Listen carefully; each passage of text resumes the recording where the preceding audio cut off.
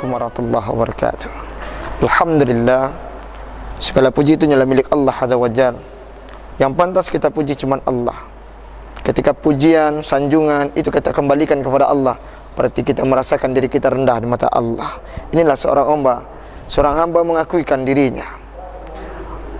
Alhamdulillahilladzi nahmaduhu wa nastaghfiruhu wa na'udzu billahi min shururi anfusina wa min sayyiati a'malina. May yahdihillahu fala mudilla lahu wa may yudlil fala hadiya lahu. Asyhadu an la ilaha illallah wahdahu la syarika lah wa asyhadu anna Muhammadan abduhu wa rasuluhu la nabiyya ba'da amma ba'd.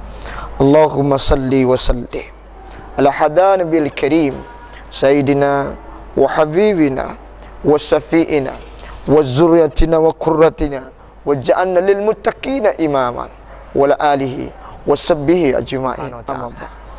Hari ini adalah satu keberkahan bagi kita, keberkahan yang sangat luar biasa. Allah masih titipkan satu kekuatan kepada kita sehingga kita bisa berjumpa dengan kehadiran Allah di bulan suci Ramadan ini, memberikan 1000 berkah buat kita. Selawat, salam kita mohonkan kepada Allah agar disampaikan kepada baginda Rasulullah sallallahu alaihi wasallam dan mengucapkan kalimat Allahumma salli ala Muhammad wa ala ali Muhammad. Di sini kita akan membahas tentang 7 kalimat penyelamat. Di dunia menjadi berkah, di akhirat menjadikan sebuah keberkahan juga. Apakah itu?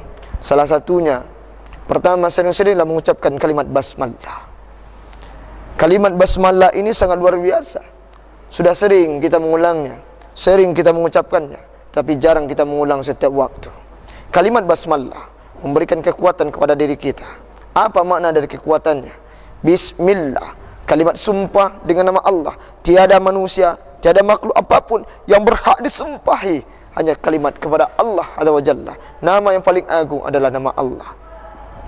Ketika seseorang hamba sudah bersumpah dengan nama Allah, maka kekuatannya pun semakin besar, akan keyakinan kepada Allah.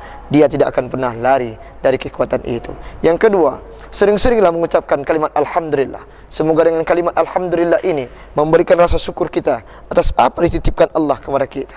Apabila sudah kalimat Alhamdulillah diberikan, maka seringlah kita selaku hamba selalu saja berbuat salah dengan harta yang dititipkan, dengan sesuatu ilmu yang dititipkan. Kadang kita menggunakannya di tempat yang salah, maka kita bermohon kepada Allah dan mengucapkan astaghfirullah. Yang keempat, sering-seringlah kita ketika sudah bermohon kepada Allah, bermunajat memohon ampun kepada Allah, sering ucapkan kalimat Inna lillahi wa inna ilaihi raji'un. Kita kembalikan diri kita hanya kepada Allah. Segala sesuatu apapun yang terjadi hari ini, kita letakkan kepada sisinya, kepada Allah Azza wa Jalla. Ketika sudah seorang manusia, seorang hamba sudah kembali kepada Allah, maka dia harus sadar diri, dia harus akan diuji lagi. Ketika akan diuji, dia yakin inna lillahi wa inna ilaihi raji'un, maka dia merasa dirinya paling rendah di mata Allah. Yang selanjutnya, ketika seorang hamba tersebut sudah merasa dirinya paling rendah di mata Allah, maka gunakan kalimat yang terakhir adalah kalimat la haula wala quwata illa billahi aliyil azim.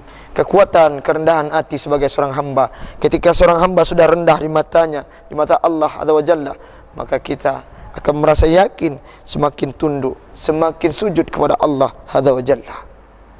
Ketika kita sudah semakin sujud kepada Allah, maka kita akan semakin kokoh dengan menggunakan kalimat insya-Allah. Kalimat insya-Allah ini kalimat yang sangat luar biasa. Merasakan diri kita istiqomah dalam setiap apa yang kita lakukan.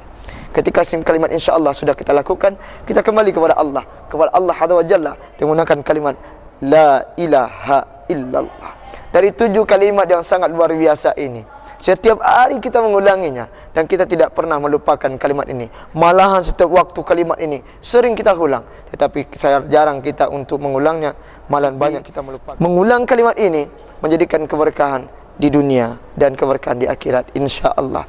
Mungkin yang simpel, yang sedikit ini akan menjadikan sebuah gambaran buat kita, kekuatan buat kita berjumpa dengan Allah nantinya. Insya-Allah Allah titipkan kita dalam kemenangan dan kebaikan nantinya. Memperbanyak yang namanya kalimat yang 7 ini dalam terangkan dalam kitab As-Shalihin Al-Ibad. Semua berkah. Assalamualaikum warahmatullahi wabarakatuh.